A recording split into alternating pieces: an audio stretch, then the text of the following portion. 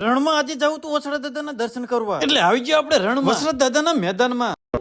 તો જય વસરત ડાયરા પહોંચી ગયા રણમાં. ફેબ્રુઆરી મહિના રણી પાર અને હવે કરવું પડશે ગોંદા જેવો અવાડ નું કઈ. પહોંચી ગયા વસરત દાદાના અવાડે, થઈ ગયા કારા બાબલા જેવો. ધાંગધ્રા વાળા હેલિકોપ્ટર લેન્ડ કરાવી પેલા લઈ લે વસરત દાદા માટે પ્રસાદી. નાળિયેરની પ્રસાદી લઈને હાથે ચોટલી ઉતારી લેલતી પ્રસાદ જવાનું દાદા ધૂપમાં પ્રસાદ ચડાવવા. પહોંચી ગયા દાદાના મંદિરે, પ્રસાદ ચડાવી પગે લાગી. પહોંચી ગયા દાદાના હવન, નાળિયેર ફોડીને ધૂપ ચડાવીને આવી ગયા આપણે વસરત દાદાના મેન મંદિરે. રણમાં દાદાને પગે લાગી, લીધા દાદાના દર્શન. હવે જવાનું આપણે ભોજનાલયમાં પ્રસાદ કરવા. મીઠા પાણી હાથ ધોઈ ચંપલ કાઢી લેલતી હાથમાં ડીશ સાથે પ્રસાદ લઈ બેસી ગયા જમવા. પ્રસાદમાં ડાયર ભાત ને બટેકાનું શાક. પ્રસાદ લઈને આવી ગયા ગૌશાળાએ આંટો મારવા. તો આ છે રણમાં વીર વસરત દાદાની ગૌશાળા. આખા મંદિરના દર્શન કરી લીધા, મંદિરની બહાર. હવે આ જો દાદાનો હાથ ચમત્કાર. આખા સુકરણમાં અહીંયા રે કાયમ પાણી ચાલે. વસરત દાદાના દર્શન કરીને હવે નીકળે રણમાં. આ છે વ્લોગ અને આ છે બેગર. બંનેને લઈને આપણે નીકળ્યા મહેશભાઈ ને પાટે.